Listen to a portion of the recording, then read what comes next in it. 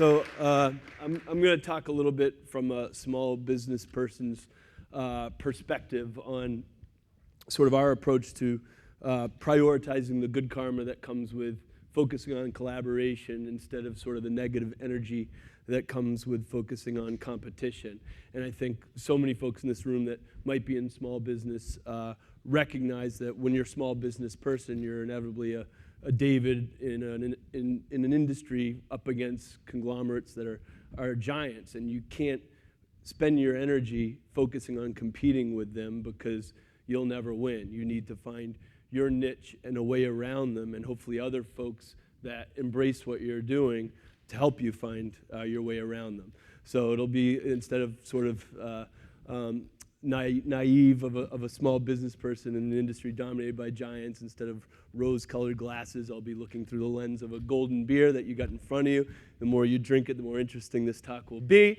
But I will ask you to save a little bit for when we talk about this specific beer, but feel free to sip on it while I talk. So Dogfish had the dubious distinction of opening as the smallest commercial brewery in America when we opened 20 years ago in 1995. And I know you're not supposed to mention anyone in the room from a TED Talk because this is being broadcast everywhere, but we wouldn't exist if it weren't for then Governor Harper signing into law when a very scared 24-year-old man-child wrote legislation for the original brewpub statute. I say that because I'm very thankful to live and work in a state where our leaders really champion small businesses and the entrepreneurial spirit and ability to get to market. So we started as the smallest commercial brewery in the country, and in that era there were about 600 breweries in America. And flash forward to today, we're now about the 14th largest craft brewery in America. There's now 3,200 small craft breweries in America. And I'm really proud of our growth that we've had, and I'm very thankful for my 230-odd coworkers who've joined me on this journey to make Dogfish relevant. And I often get asked, because I was an English major in college, I had dreams of writing the great American novel or short stories, and then I went to New York City and took writing courses after college, and to pay my bills, I worked at a first-generation beer bar on the Upper West Side, and discovered Chimay and Sierra Nevada and fell in love with beer. Within weeks, started homebrewing. Weeks after that, started writing my business plan. And my friends now are like, wow, that's amazing you'd be able to grow Dogfish, and you were a creative writer background, not a scientist or MBA or whatever. And I often say there's no greater example of a work of fiction than a business plan. You think about it, it's this thing, hey, bankers, I'm going to make this come true. Give me a couple $1 million. And it really is a work of fiction until you motivate a bunch of talented people with talents that complement yours to go on this journey with you and to collaborate to make this work of fiction into a reality. And that's really, how I recognize how lucky I am, is all these people that have joined Dogfish Head, my wife Mariah and I, on this journey to make it a reality. And the industry I work in itself is exemplary for its prioritization of collaboration, its altruism, its mutual support, because collectively the 3,200 small breweries in America share less than 10% market share. As much as you might hear about Sam Adams, and it seems ubiquitous, Sam Adams controls 1% domestic market share in America. The other biggest American-owned brewery, Yuengling, family-owned brewery up the road from us here, 1% market share. Two foreign conglomerates control over 80% domestic market share. So again, thinking collaboratively, the 3,200-odd craft breweries in America recognize that we have way more to gain standing shoulder to shoulder, and that rising tides float all ships. And we take opportunities to work with each other and to help each other. For example, at our brewery, when we outgrow a piece of equipment, we identify a brewery smaller than us that we really believe in and that we think is doing really great things in their community, and we reach out to them and say, hey, Allagash up in Maine, I know you guys are at the end of your capacity for your kegging equipment. We outgrew ours. We're going to sell it to you cheaper than used equipment value. If you've had Russian River beer in California, it was brewed in our old 50-barrel brew house that we sold to them cheaper than used equipment value, because we wanted to see them grow and love what they were doing up in the wine region to put beer on the map in the wine region. Most recently, John Harris, a great friend of ours, who was one of the real pioneers of the first generation Northwest craft brewing movement, left a pretty big brewery and didn't have really the money to start his own, so we sold him our original brew house for $1. He's like, I need to pay more for that for tax reasons, Sam. And I was like, no, I want to be able to say I sold you our brew house for $1. And I'm going out to brew a beer with him in Portland on that old brewing system in a couple months. So this spirit of altruism and collaboration is at the heart of the craft brewing movement. And the craft brewing movement is one of many industries at the heart of rejuvenate, whatever the word is, local businesses and downtown mom and pop businesses in America. Who would think that a manufacturing sector that represents the highest end of an industry, if you look at price points, is what's thriving in America when so many manufacturing jobs are going overseas? And us small breweries were blissfully inefficient. It takes way more of us to make a barrel of beer than the robots that make beer at the giant breweries. So that blissful inefficiency leads to so many jobs in the communities around the country.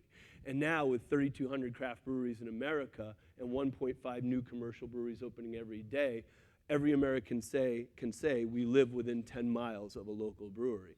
And these breweries are participating in the agricultural communities. Ed Key's become a great friend of mine as I'm sourcing local fruits and herbs and stuff to add to our beers and spirits, and those stories are being told in downtown America breweries every day. So I'm very fortunate to work in an industry based in agriculture and based in growing small town businesses across the country. Our business model was pretty unique in '95, a little less so now, but back then the first generation craft breweries that we loved and recognized as the real trailblazers, breweries like Sierra Nevada and Sam Adams, were making really great from scratch, unpasteurized, all natural, intensely flavorful beers, but in general they were referencing existing European beer styles. Sierra Nevada referencing English ales, Sam Adams Brewery referencing German lagers. So I knew as a 24-year-old guy who raised about $220,000 to start a company, we wouldn't be able to compete, and again, we didn't want to compete with them and their business model. So we tried to find a niche that was complementary and different from what they were doing. So that got me researching the early American artisanal food movement, people like Alice Waters in California at Chez Panisse and James Beard, the great culinary evangelist here on the East Coast, with similar messages, which was we need to stop genuflecting towards Europe and their culinary traditions because we grow amazing things. We have a bountiful natural agricultural community here in America, so let's create our own cuisine, around what we're good at growing here in America. So for Dogfish, that was our mission, was to be the first American craft brewery focused on looking at the entire culinary landscape for potential ingredients instead of just looking at European traditional beer style ingredients. And we took some abuse for that when you opened in 1995 with beers like Raison d'Etre, made with raisins and beet sugars, and Chicory Stout, made with coffee and licorice, and St. John's Wort, which made it the world's only antidepressant depressant.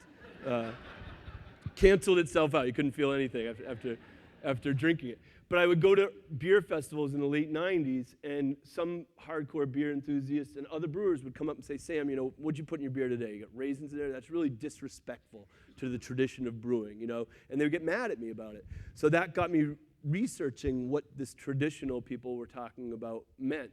And whether consciously or unconsciously, this concept of traditional brewing, commercial brewing around the world, is referencing this thing called the Reinheitsgebot, which is the Bavarian Beer Purity Act of 1516, where the Bavarian government pretty much mandated beer could only be made with water, hops, and barley. And yeast had yet to be discovered under a microscope by Louis Pasteur, so that was kind of a given. And by and large, within centuries, the rest of the world genuflected to this definition of what beer should be. And so I started researching, well, what was beer like before the Reinheitsgebot? And I started brewing things like Tej, which is the national beer of Ethiopia, made with honey and bittered with geisha root, a tree root, because hops don't grow in that warm environment. Or I brew a Bragote, which is a medieval English hybrid of a beer, a mead, and a fruit beverage. And then I brought these beverages to a festival down the road from here at University of Pennsylvania that just happened to have in the bowels of that museum the world's foremost expert on ancient fermented beverages, this guy named Dr. Pat McGovern, who's a molecular archaeologist by trade. And with the advances in science, now they can analyze residue found on crockery in these ancient tombs. So the University of Pennsylvania archaeologists in the 1950s harvested this tomb or participated in excavating a tomb in Turkey believed to belong to King Midas. And the first thing they noticed when they opened the tomb walls was all the light left the room because the tapestries hadn't been exposed to air in hundreds of years, thousands of years. So that left the room, all the color left the room before their eyes. And then they noticed how bad the room smelled. And the legend of Midas turned out to not be so true. There wasn't a bunch of gold in there. There was like an ornate funeral bed with the remains of the king on the bed. And then the thing that smelt that they took back to Pennsylvania and could analyze many decades later was the remains of the funerary feast, which was this lamb stew and this beverage, the residue, that had evidence of honey and grapes and saffron in it.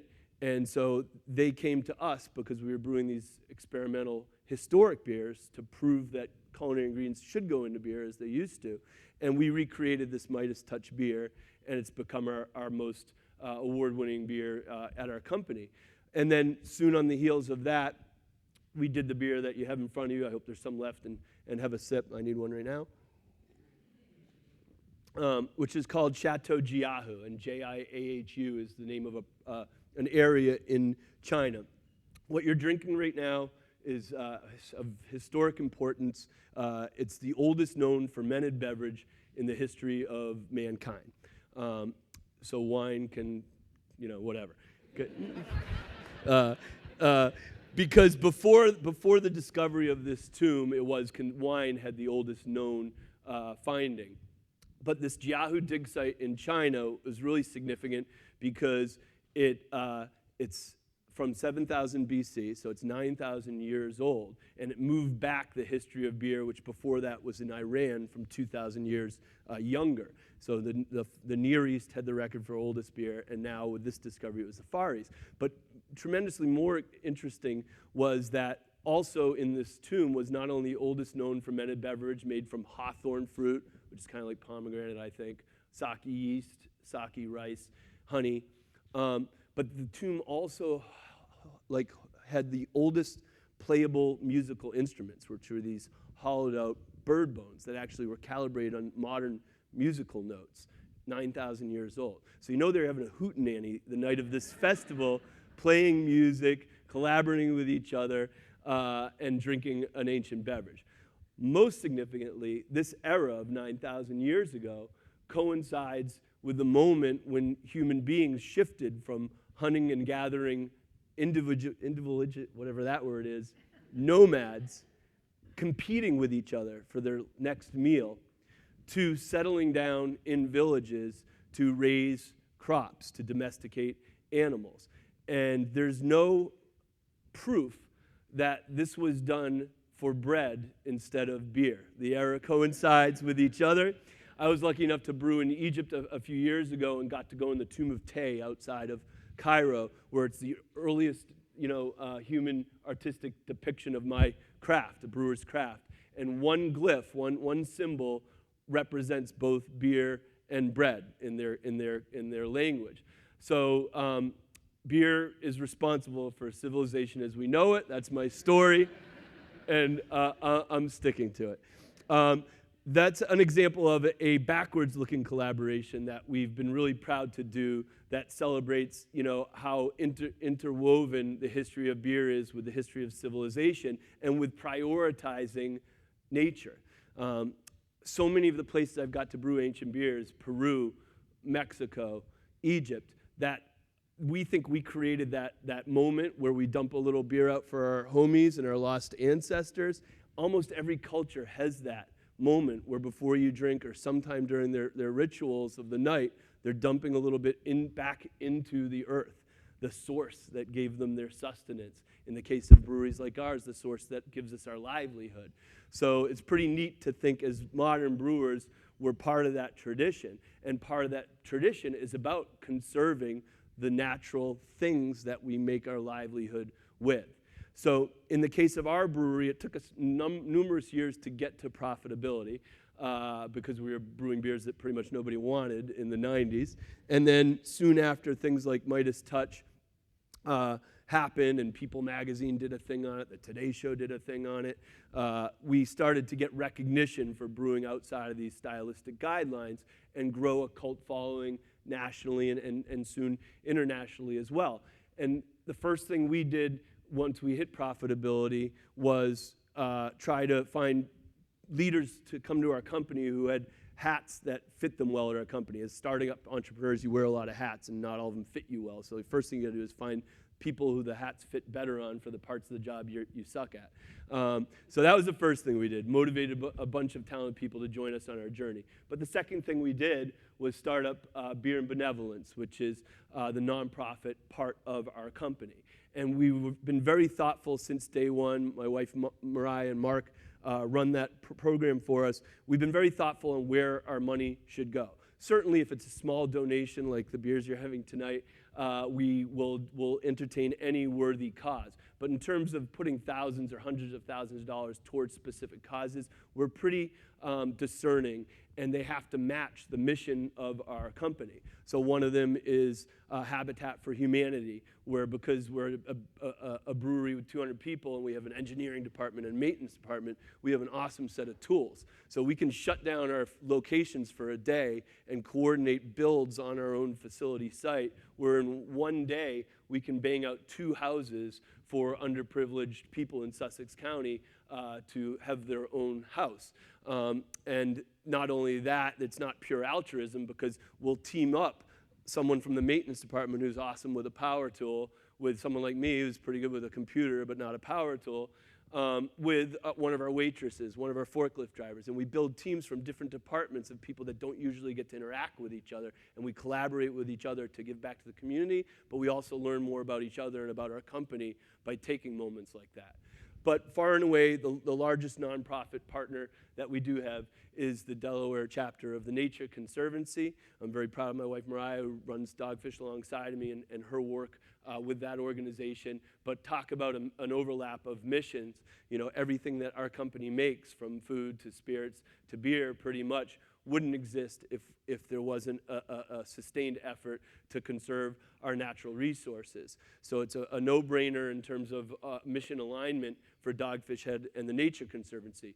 By far, our biggest annual event that we do together is something called the Dogfish Dash. I'd invite you to come down this year, but I think it's already sold out. I think it sells out in a few minutes online, so you got to sign up fast and go to dogfish.com to figure out where and when it happens. But it's thousands of beer and running lovers who come to beautiful Milton, Delaware, and run either a 5 or 10K race past some of the lands that the Nature Conservancy preserves in our hometown of Milton.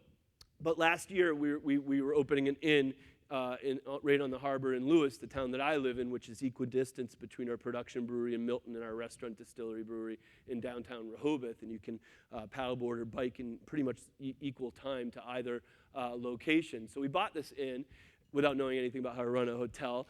Called the Buccinis. They said, "Yeah, sure, we'll try and help you. We'll see what happens."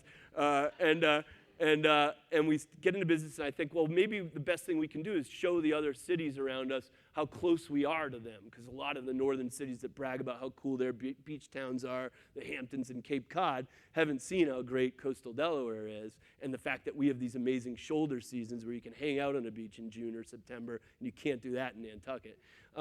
So I decided that I would take a little 18-foot Boston whaler from Dogfish Head, Delaware, in front of our inn, to the place where I grew up, Dogfish Head, Maine, which is near Booth Bay Harbor.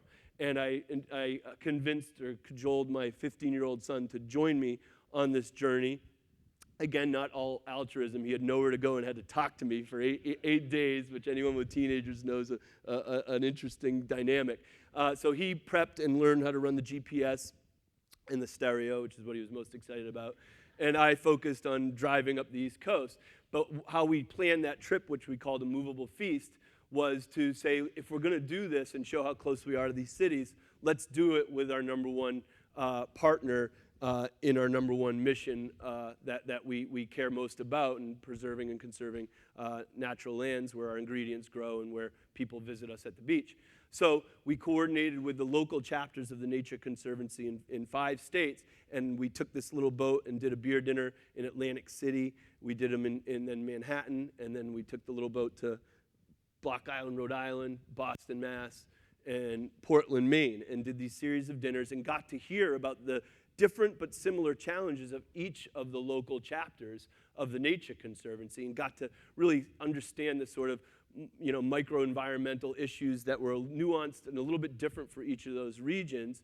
And we got to raise awareness for our inn. Again, as a business person, it wasn't all altruism, but we also got to raise great awareness for the causes of each chapter of the Nature Conservancy, and we raised money for them as well. And I had an existential moment coming into New York Harbor, scared I was going to get run over by one of those crazy water taxis. And I'm like, all right, Sammy, focus on that, but also can you start looking for the Statue of Liberty? We got to be close. We got to be close. And I thought for a moment, like, holy crap, Sam, think about this. This is what my grandfather Mastriani on my mother's side was probably feeling the same thing as he came into Ellis Island. Like, holy crap, let's look for the Statue of Liberty.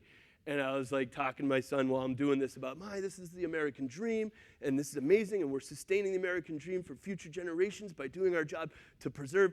And I gave him a spiel, and I'll never forget, he looked at me and said, please, shut up, I'm trying to listen to the song. But later that night, we did the dinner, and he listened to the messages and was pretty impressed with the little journey that we were on. And there have been other opportunities that we've done inside of our industry, collaborating with breweries like Sierra Nevada on a beer called Life and Limb with maple syrup from my family's farm up in New England, and the Grossman family farms grain from California, and Saison de Buff from Victory Brewing Company. I'm wearing their socks.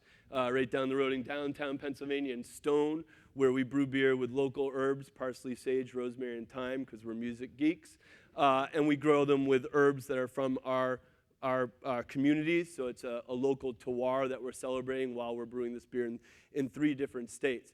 But these are all really just examples of opportunities that any small business has to, once you get to a point of profitability, that commitment, that obligation to align human resources, whether they're economic or political or scientific, and align them with natural resources. We have a commitment to do it, and there's amazing karma when we come together and collaborate and do that. So thank you guys for your time. Cheers.